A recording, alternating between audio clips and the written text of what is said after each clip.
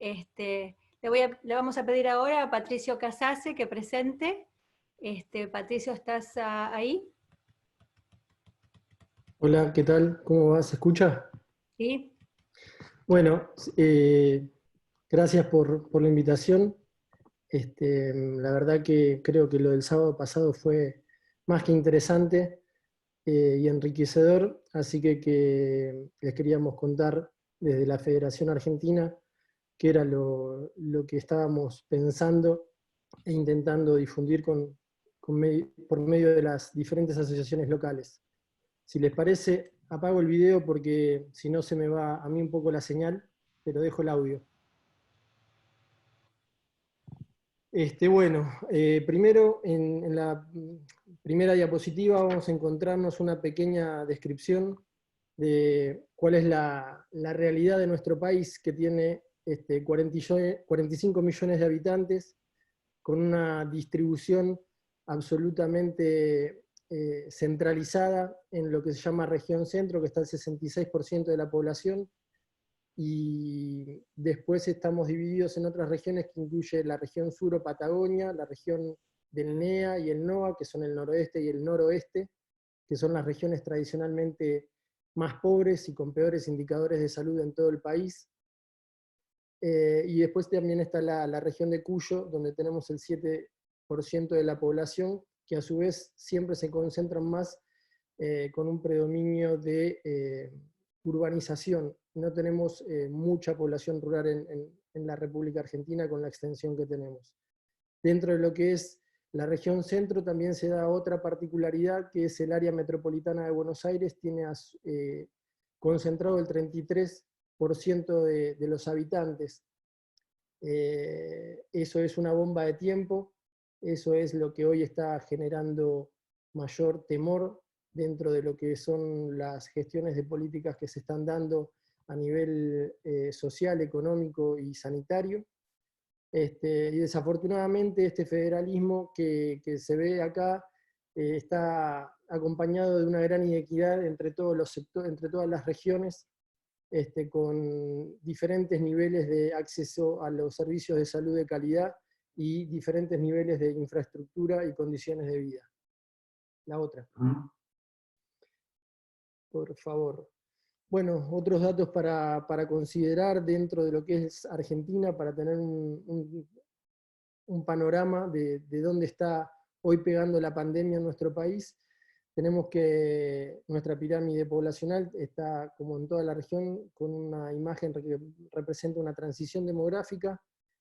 Más de 60 años tenemos el 25% de la población, que son uno de los grupos de riesgo. Con hipertensión, la última encuesta nacional de factores de riesgo dio que con indicadores combinados de autorreporte y mediciones físicas, el 47% de los mayores de 18 años tenían registros de hipertensión, diabetes un 11%, el nivel de pobreza de la población en general es del 35,5% previo a la crisis económica que está generando hoy la pandemia. En cuanto a servicios, un 70% tienen agua potable y cloacas y un 56% tiene gas de red. Y también, antes de todo esto, en el que se disparó un poco todo lo que es la pérdida de trabajos informales, la desocupación rondaba el 10%. Eso para que tengan un poco un pantallazo de dónde hoy está pegando la pandemia y en qué condiciones y con qué indicadores estamos arrancando. La otra, por favor. Y por último, para describir el sistema de salud argentino, tiene una composición bastante particular, tiene tres subsectores, el público, el de la seguridad social y el privado, desafortunadamente también con escasa coordinación y articulación entre ellos. Por eso todo este tema de establecer políticas sanitarias es un desafío para que puedan implementarse y llegar a un 100% de la población. El sistema público, exclusivamente se atienden en él el 35% de la población, un 55% se atiende a través de la seguridad social, que son las obras sociales nacionales, provinciales, o de las actividades laborales que haya, camioneros, constructores, comerciantes, y tan solo un 10% tiene un pago de seguro privado. Sin embargo, a partir de tener todos estos tres subsistemas y lo que dijimos de la escasa coordinación y articulación, la inversión del PBI en salud es del 9,4%, y ahí vamos a ver cómo se reparte ese 9,4% entre los diferentes subsectores en lo que es el gasto. O sea, por lo que se está invirtiendo podríamos tener realmente indicadores mucho mejores, pero todavía estamos en una transición hacia que esta articulación sea exitosa en algún momento. Y lo que es los informes oficiales del Ministerio hablan de una relación médico-enfermero que llegaba casi a 1, que según OPS es lo ideal, pero los últimos registros en verdad están marcando que es un poco menor, por lo que todavía también tenemos dentro de lo que es el trabajo en equipo de salud, que hoy estamos buscando y necesitando en esta pandemia, tenemos muy poca cantidad de enfermeros y de auxiliares por cada médico que está trabajando en el sistema. Ahora sí, les voy a mostrar al día de ayer a la noche cuál era el estado de situación de la pandemia, el número de casos y demás dentro de lo que es la Argentina. Podemos ver ahí los focos dentro del país en los que hubo detección de casos. Había solamente 3 provincias que no tenían registros de casos en el país. Desafortunadamente se está esperando que eso se revierta en el corto tiempo, y también con un subregistro de casos en lo que va a ser uno de los temas que se plantean, que es la escasez de diagnósticos que se están realizando por lo que es el costo de los mismos, por lo que es a quién se está apuntando en confirmar el diagnóstico serológico. Pero bueno, hasta lo que estamos viendo ahora, todo esto es cómo estaba pegando ayer a la noche toda esta situación. Se me va el sonido, ¿están escuchando ahí? Hola, hola. Perfecto, sí, perfecto. Te escucha perfecto, doctor, no se preocupe. Bueno, entonces estábamos hablando de que teníamos 1.353 casos en total, 42 muertos, y tan solo teníamos 157 test realizados por cada 1.000.000 de habitantes, que es uno de los registros más bajos en toda América. Pasemos a la otra. Vamos a ver cómo es desde que llegó el coronavirus al país, cuál fue la evolución de casos. No hay un parámetro de un aumento logarítmico, tampoco hay un amesetamiento, pero bueno, es lo que estamos encontrando. Ayer eran 88 nuevos casos, y se espera que recién nosotros tengamos el pico de incidencia en 2 o 3 semanas, a principios de mayo. Otros dicen la segunda quincena de mayo, que es coincidente con el aumento de la época invernal en nuestro país. La otra. Bueno, después en esta diapositiva vemos cuál fue la proporción de casos que se corresponden a que hayan sido importados, de contacto estrecho, de transmisión comunitaria, y hay otro tanto que está todavía bajo investigación el origen de la infección. Hoy tenemos un 48,5% de casos importados, con 32, casi 33% de pacientes que se contagiaron por contacto estrecho. El 8,7% es por circulación comunitaria, que ya se empezó a ver en algunas provincias, como vamos a ver más adelante. Y como les dije, hay un pool que todavía se está trabajando en llegar al diagnóstico, si fue por contacto estrecho o por transmisión comunitaria, que es la fase en la que estaríamos empezando a trabajar. La otra, por favor.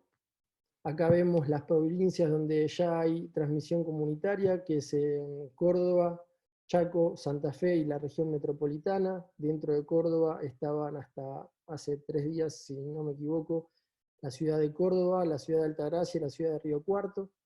Se espera que esto, desafortunadamente, empiece a generalizarse en todo el territorio. La otra, por favor. Y acá es uno de los temas que empezamos a ver y a discutir en cuanto a qué porcentaje de letalidad tiene la enfermedad en la Argentina, teniendo en cuenta el bajo grado de diagnóstico que todavía tenemos en los países de las Américas. Si no me equivoco, por la información que estábamos viendo hoy por la mañana, Chile es el país que está haciendo más cantidad de testeos por cada millón de habitantes.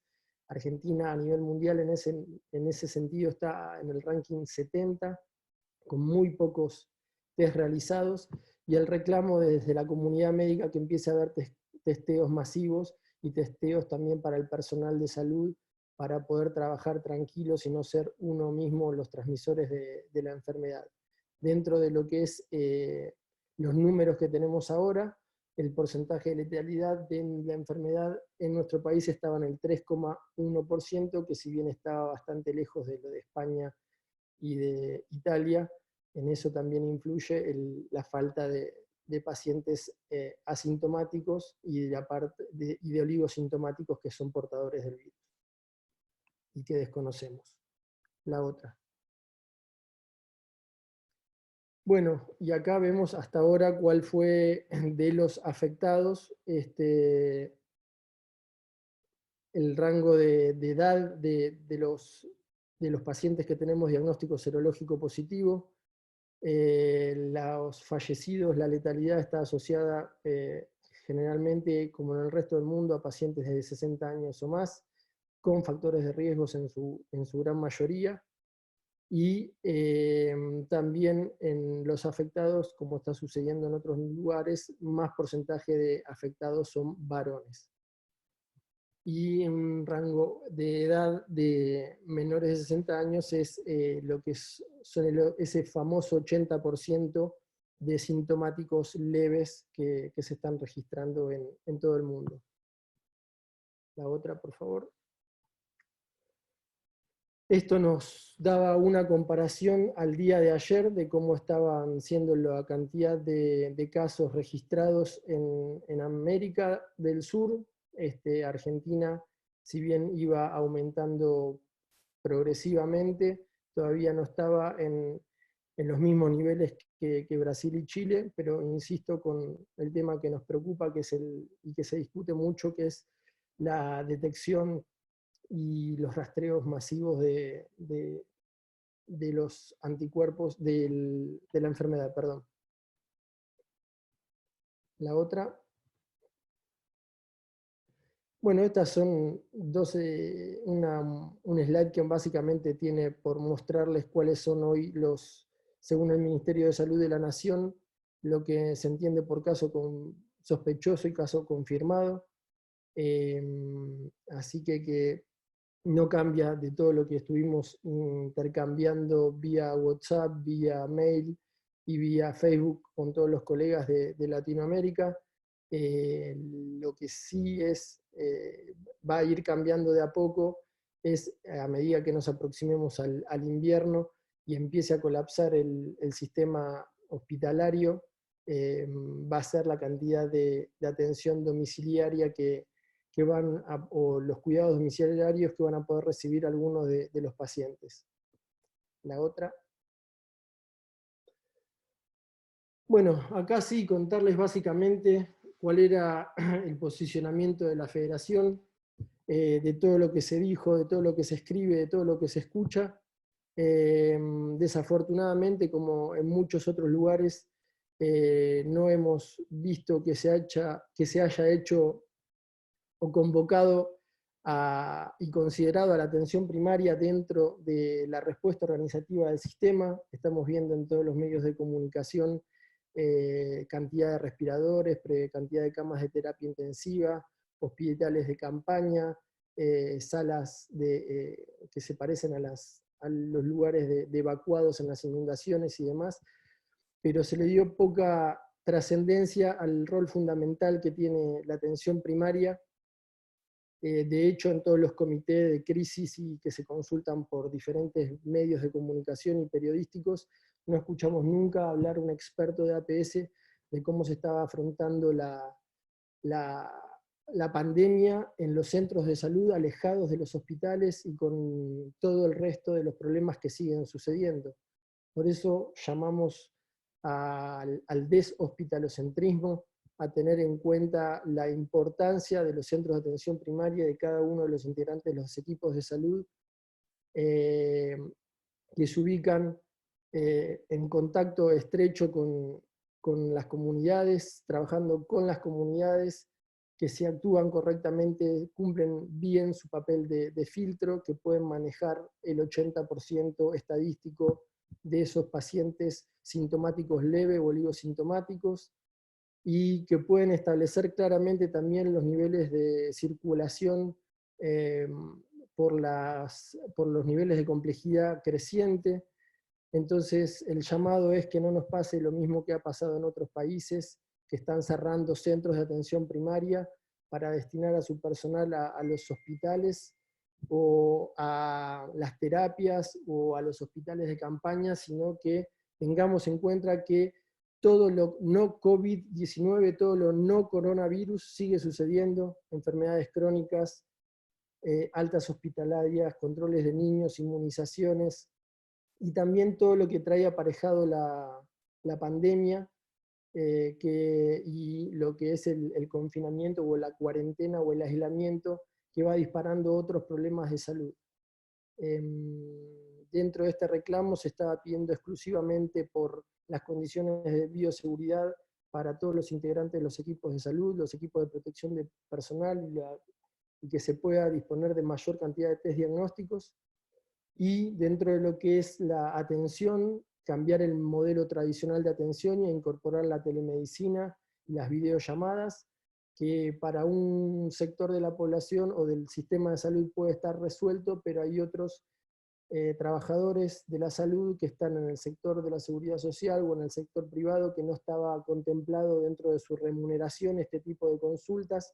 Entonces también generó una respuesta de los profesionales para empezar a exigir el pago de estas prestaciones. En la otra, por favor. Este era el afiche con que el Ministerio llamó a la famosa cuarentena o el aislamiento social preventivo y obligatorio, que va desde el 12 de marzo al 12 de abril. Todavía nos quedan un par de días, y en este momento que tenemos ya casi, vamos a cumplir un mes de aislamiento, vemos la otra por favor, no nos tenemos que olvidar que nuestro país sigue teniendo una epidemia de dengue que nos golpea. Hubo el rebrote de casos de sarampión, que también fue a nivel mundial y que nos preocupa. Entonces empiezan a generarse otras situaciones que también habrán leído en estos días, que se disparan los llamados a las líneas de atención a la mujer por violencia de género o violencia familiar, las consultas por depresión, y los daños que va generando en la economía, no solo de un país, sino en la economía familiar, y los nuevos desocupados que van apareciendo porque van trabajando del día a día, que van disparando esto que les contaba, que genera bastante preocupación a nivel político y social, de ese 33% de gente que está en la región del área metropolitana de Buenos Aires, y también así en el Gran Rosario y en otros lugares, que la falta de dinero por falta de actividad laboral, va a generar también mucha repercusión social. Entonces, en todo este contexto, va a contarles después Gaby Di Croce cuál es la propuesta, pero es empezar a hacer trabajo comunitario con la comunidad, para poder seguir brindando los cuidados de todo lo que no es coronavirus, y estar al pie del cañón para lo que se necesite, y dar la contención necesaria para todo lo que sea coronavirus en esta pandemia. Y la última diapositiva, lo que muestra desafortunadamente fue lo que sucedió en el día de ayer, a pesar de los esfuerzos que se hicieron a nivel político, a nivel sanitario, hubo una desconexión y más de 2 millones de personas en todo el país, jubilados y pensionados, entre comillas, rompieron esa cuarentena para ir a hacer colas de 5 o 6 cuadras o más y poder cobrar sus honorarios, porque hay casi 2 millones de personas que no saben utilizar o no pueden o no tienen acceso a alguna tarjeta de débito o a la banca electrónica, y la verdad que fue un golpe bastante duro ver, después de todo el esfuerzo que se está haciendo en todos los niveles, que por una desconexión suceda esto y sea noticia en el mundo. Pero bueno, hoy ya se empezó a revertir esta situación y esperamos que llegar al invierno de la mejor forma posible, con los mejores recursos para afrontar lo que todo el mundo augura como el pico para los primeros días de mayo. Bueno, eso era el pantallazo que les queríamos comentar desde la Federación. Muchísimas gracias, Patricio. Excelente presentación. Y sigamos adelante. Muchas gracias, Patricia.